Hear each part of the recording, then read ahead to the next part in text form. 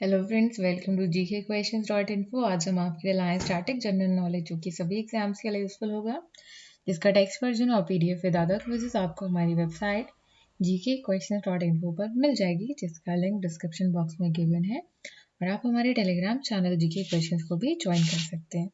सो आज का lecture start करते हैं with some important questions of, यानी कि कुछ महत्वपूर्ण क्वेश्चंस CISF कांस्टेबल एग्जाम से रिलेटेड प्रैक्टिस सेट पार्ट 2। इसके बाकी पार्ट्स आपको आई बटन पर और इस वीडियो के एंड में मिल जाएंगे। हमारा आज का पहला टॉपिक है रीजनिंग और हमारा आज का पहला क्वेश्चन है विच sequence of the mathematical symbol can replace star in the given equation. हमें बताना है जो दिया गया समीकरण है, यानी कि ये इसमें गणितीय प्रतीक जो है वो कौन सा क्रम जो है स्टार को प्रतिस्थापित कर सकता है। और हमारे ऑप्शन है minus plus equal to, plus plus equal to, minus minus equal to और प्लस प्लस इक्वल टू। और हमारा सही उत्तर है ऑप्शन ए, यानी कि अगर हम स्टार के बदले इनको रखें तो हमारा ऑप्शन बिल्कुल सही बैठेगा। और हमारे ऑप्शन हैं 2 is equal to 6, 5 minus 1 is equal to 4, plus 2 is equal to 6, 6 is equal to 6, यानी कि LHS जो है वो इक्वल है RHS के, इसलिए हमारा जो पहला ऑप्शन है वो सही है। हमारा अगला क्वेश्चन है, हमें मिसिंग टर्म बताना है। हमारे क्वेश्चन है 2, 11, 47, 128 और हमें बताना है इसकी वैल्यू। हमारे ऑप्शन है 258, 225, 272, 285 और हमारा सही उत्तर है ऑप्शन सी, यानी कि 272। जो हमारा मिसिंग टर्म है वो कौन सा है? 272 है। 2, 11, 47, 128 और हमारा मिसिंग टर्म 272। हमारा अगला क्वेश्चन है if A denotes minus sign, if B denotes plus sign, if C denotes multiplication, then find the value of given sum। हमें बताना है कि यदि A जो है उसका अर्थ है माइनस, यदि B जो है उसका अर्थ है प्लस, यदि C जो है उसका अर्थ है मल्टीप्लिकेशन, तो हमें इस समीकरण की जो वैल्यू है, यानी कि जो मान है वो बताना है। हमारे ऑप्शन है 32, 21, 52 और 85 और हमारा सही उत्तर है ऑप्शन ए, यानी कि 32। अगर हम इस इक्वेशन को सॉल्व करें, 4 C का मतलब है मल्टीप्लिकेशन, 12 A का मतलब है minus, 6 B is equal to plus 2, that is 36 minus 6 plus 2, यानी कि 30 plus 2 is equal to 32, इसलिए हमारा ऑप्शन ए जो है वो सही है। हमारा अगला क्वेश्चन है फाइंड द मिसिंग फिगर। हमें बताना है लुप्त आकृति, हमें बतानी है। हमारे ऑप्शन है ऑप्शन थर्ड, फोर्थ, सेकंड और फर्स्ट। ये हमारे ऑप्शन है पहली आकृति, दूसरी आकृति, तीसरी आकृति, चौथी आकृति। हमें बताना है कि जो लुप्त आकृति है वो कौन सी है, यानी कि मिसिंग जो फिगर है वो कौन सी है। और हमारा सही उत्तर है ऑप्शन सी, यानी कि जो सेकंड वाली आकृति है, ये वाली जो फिगर है वो मिसिंग फिगर है। हमारा अगला क्वेश्चन है फाइंड द मिसिंग फिगर। हमें लुप्त आकृति बतानी है। हमारे ऑप्शन है 3, 2, 1, 4 और 5। ये हमारे ऑप्शन है फर्स्ट, सेकंड, थर्ड, फिफ्थ और फोर्थ और फिफ्थ। हमें बताना है मिसिंग आकृति या मिसिंग फिगर कौन सी है, और हमारे सही उत्तर है ऑप्शन सी, यानी कि जो फर्स्ट वन है, जो फर्स्ट फिगर है वो हमारी मिसिंग फिगर है।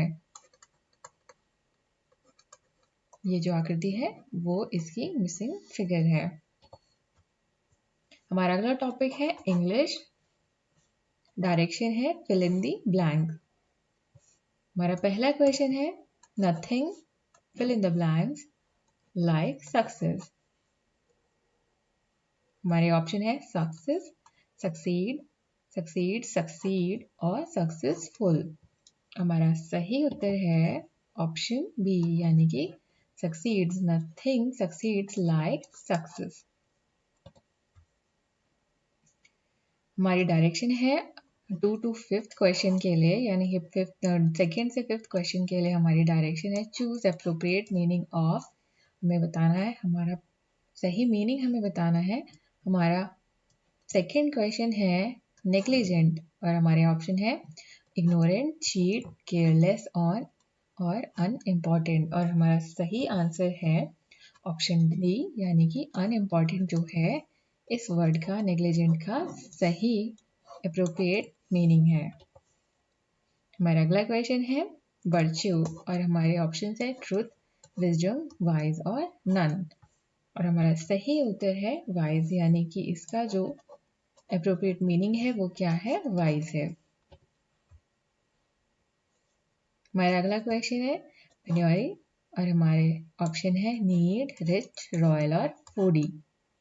और हमारा सही उत्तर है नीड, यानी कि इसका जो एप्रोप्रिएट मीनिंग है वो क्या है, नीड है। हमारा अगला क्वेश्चन है अबेट और हमारे ऑप्शन है इंक्रीज, रिड्यूस, फेयर और इंजरी। और हमारा सही उत्तर है option B, that is reduce, यानी कि अबेट का जो एप्रोप्रिएट मीनिंग है वो क्या है, रिड्यूस है। हमारा अगला टॉपिक है मैथमेटिक्स यानी कि मैथ्स। हमारा पहला क्वेश्चन है a businessman bot an article and sold it at a loss of 5%. If he had bought it for 10% less and sold it for rupees 35 more, he would have had a profit of 30%. Find the cost price of the article. हमें बताना है कि एक व्यापारी ने एक वस्तु खरीदी और उसे 5% की हानि पर बेच दिया। यदि उसने इसे 10% कम में खरीदा होता और इसे 35 रुपए और उसे 30 रुपए का लाभ होता तो हमें बताना है वस्तु का क्रय मूल्य। हमारे ऑप्शन है 250, 159, 540 और 280। और हमारा सही उत्तर है ऑप्शन बी, यानी कि 159। अगर हम इसे सॉल्व करें तो माना, यानी कि लेट, जो सीपी है यानी कि जो कॉस्ट प्राइस है वो कितनी है, एक्स है। और जो एसपी है यानी कि जो सेलिंग प्राइस है वो कितनी होगी, 100 माइनस 5 बाय 100 इंटू सीपी यानी कि एक्स। तो इसकी वैल्यू कितनी आई, ये 95 बाय 100 इंटू एक्स।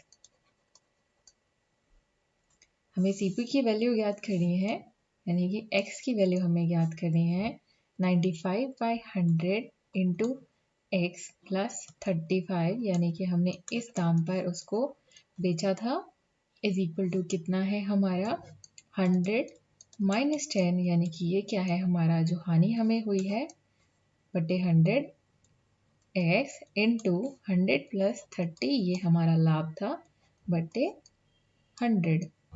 अगर हम इसे सॉल्व करें तो हमारी x की वैल्यू कितनी आएगी, 159।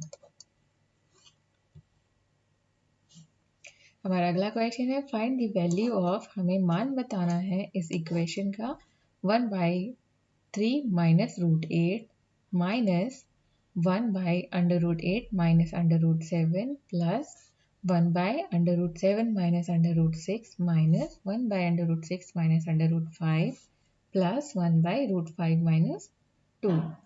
और हमारे ऑप्शन है 6, 5, 4 और 1। और हमारा सही उत्तर है ऑप्शन बी, यानी कि 5, यानी कि इस इक्वेशन की जो वैल्यू है वो कितनी है, 5 है। और वो कैसे ज्ञात हुई है, हमने इस इक्वेशन का रेशनलाइजेशन किया। रेशनलाइजेशन का मतलब होता है, यानी कि हमारे पास है क्वेश्चन 3 माइनस √8, इसको हम इसी वैल्यू से मल्टीप्लाई और डिवाइड करेंगे, यानी कि 3 प्लस √8 बाय 3 प्लस √8। इसकी वैल्यू क्या होती है, इसकी वैल्यू 1 होती है। इसके साथ रेशनलाइजेशन कराया सभी का, यानी कि 1/√8 माइनस √7 का भी रेशनलाइजेशन किया √8 प्लस √7 बाय √8 प्लस √7। इसी तरह से 1 बाय √7 √6 का भी हमने रेशनलाइजेशन किया और 1 बाय √6 माइनस 5 का भी किया। देन 1 बाय √5 माइनस √2 का किया। उसके बाद जो हमें इक्वेशन मिली वो ये है इक्वेशन 1। देन वी गेट, यानी कि हमें जो वैल्यू प्राप्त हुई वो कितनी है 3 plus √8 minus √8 minus √7 plus √7 plus √6 minus √5 plus √5 plus 2। इस वैल्यू से ये वैल्यू कैंसिल हो गई, इस वैल्यू से ये वैल्यू कैंसिल हुई और इस वैल्यू से ये वैल्यू कैंसिल हो गई। इसमें एक चीज़ मिस हो गई, माइनस √6। इस वैल्यू से ये वैल्यू कैंसिल आउट हो गई। हमारे पास क्या बचा 3 प्लस 2 जिसकी वैल्यू है 5, यानी कि इस इक्वेशन की जो वैल्यू है वो कितनी है 5 है। हमारा अगला क्वेश्चन है E and F can do a piece of work in 8 days. F and G do it in 24 days, while G and E can do it in 8 by 4 by 7 days. In how many days can G go to it alone? हमें बताना है कि यदि E और F एक काम को 8 दिन में करते हैं, F and G उसी काम को 24 दिन में कर सकते हैं और G और E 8 से ही 4/7 दिन में उसको कर सकते हैं, तो G उस काम को अकेला कितने दिन में कर सकता है हमें बताना है। हमारे ऑप्शन है 40 दिन, 60 दिन, 50 दिन और 58 दिन। और हमारा सही उत्तर है ऑप्शन बी, यानी कि 60 दिन। और ये कैसे प्राप्त हुआ? माना कि जो G है उसका एक दिन का जो काम है वो हमने बताना है वो कितना होगा, वो है 1/2 माइनस 1/8 प्लस 1/24 प्लस 7/60। अगर हम इसे सॉल्व करें तो ये कितना आई वैल्यू 1/60। ये क्या है G का एक दिन का काम है। तो अगर G अकेला काम करता है तो अकेला कितना काम करेगा, वो काम करेगा 60। हमारा अगला क्वेश्चन है D is thrice as good a workman as E and therefore is able to finish job in 40 days less than E. Working together they can do it in how many days? हमें बताना है कि जो D है E से 3 गुना अच्छा काम करने वाला है, इसलिए E से 40 दिन कम में ही काम को पूरा कर देता है। एक साथ काम करते हुए वे कितने दिनों में काम कर पाएंगे ये हमें बताना है कि यदि D प्लस E काम करेंगे तो वो कितने दिन में अपना काम खत्म करेंगे ये हमें बताना है। हमारे ऑप्शन है 4, 15, 20 और 25। और हमारा सही उत्तर है बी, यानी कि 15। यानी कि अगर D प्लस E साथ में काम करेंगे तो वो 15 दिन में अपना काम कंप्लीट कर देंगे। और ये कैसे होगा, late E work in x days then the same work done by D is equal to x by 3। माना कि जो हमारा E है वो x दिन काम करता है और जो D है वो इससे 3 गुना फास्टर है, तो वो x by 3 डेज में काम करेगा।